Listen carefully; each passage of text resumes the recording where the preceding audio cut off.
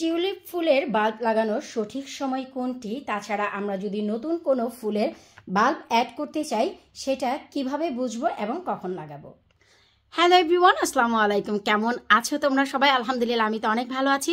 প্রতিনিয়ত প্রতি বছর তোমরা আমাকে যে প্রশ্নটি করে থাকো, আপু টিউলিপ ফুলের বাল্বগুলি আমরা কোন সময় লাগাবো, কারণ আমার বাগানের এবং পুকুর পাড়ের যে সৌন্দর্যটা এবং ঘরের বাহিরে যেখানে প্লামের গাছ, সেটা দেখে তোমাদের মন মুগ্ধ হয়ে যায়, এমনকি আমারও। তো প্রতি বছরই তোমরা যেহেতু প্রশ্ন করো, চিন্তা করলাম এবছর তোমাদের সাথে শেয়ার করি যে কোন সময়টায় তোমরা টিউলিপের বাল্ব লাগাতে পারো। নভেম্বর ডিসেম্বর হচ্ছে সবচাইতে উত্তম সময় টিউলিপের বাল্ব লাগানো। আর যদি মনে করো যে তোমরা আরও 3-4 বছর আগে লাগিয়ে রেখেছো, যেমন কি আমি আজ থেকে 5 বছর আগে লাগিয়েছি, প্রতি বছরই কিন্তু সেম বাল্ব থেকেই আমার টিউলিপ উঠছে। কিন্তু এখন যদি আমি মনে করি যে আমার কাছে নতুন কোনো ফুল পছন্দ হয়েছে, সেই বাল্বগুলো আমি লাগাতে চাচ্ছি, আমি কিভাবে লাগাবো? কারণ অলরেডি মাটির নিচে বাল্ব আছে, আমি বুঝবো কিভাবে কোনটা কোথায় আছে।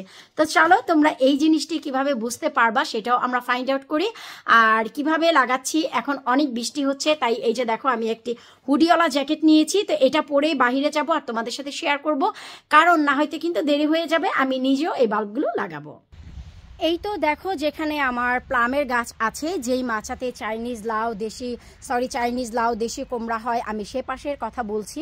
তো এই জায়গায় কিন্তু আমার অনেক টিউলিপ এবং পার্ল, তারপরে হচ্ছে ক্রোকাস, অনেক ধরনের ফুল আছে। যারা একদম প্রথম লাগাতে চাচ্ছ তারা হচ্ছে নভেম্বর ডিসেম্বরে লাগিয়ে দাও।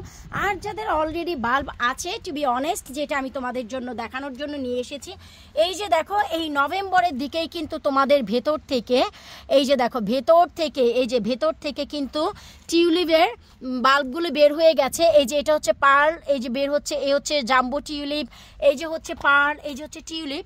তো তোমরা যদি নতুন কোনো বাল্ব অ্যাড করতে চাও, তোমরা এই মিডল নভেম্বরে অ্যাড করতে পারো। এতে করে তোমরা বুঝতে পারবা যে কোন জায়গায় তোমাদের টিউলিপগুলো আছে।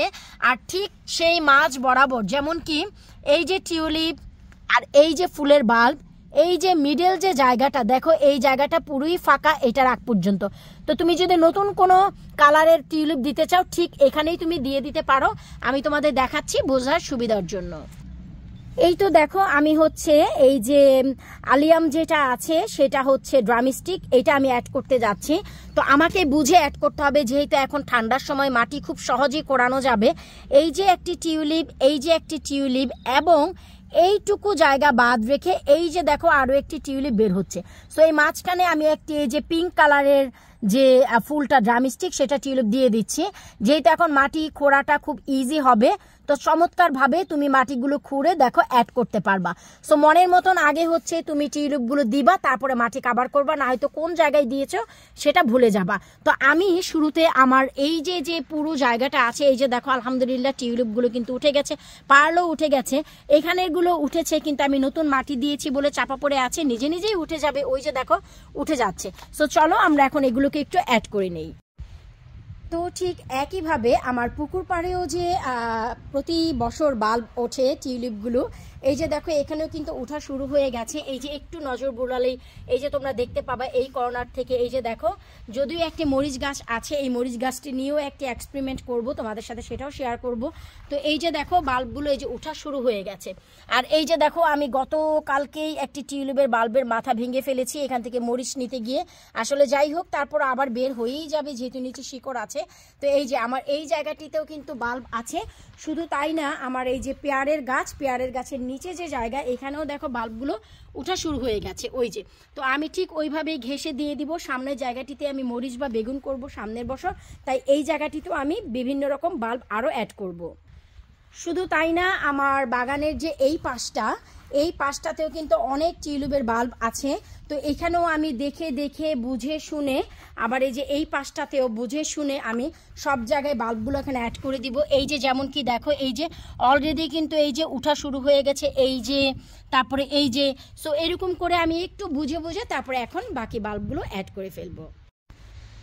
আলহামদুলিল্লাহ, আমার পুকুর পাড় সহ যেখানে টিউলিপের বাল্ব রয়েছে, যেমন কি কচু গাছের কর্নারে, পাথরের কর্নারে, সেখান থেকে নিয়ে একদম আমার পলিটানেলের সামনে পর্যন্ত সব জায়গায় আমি বাল্বগুলো দিয়ে দিলাম।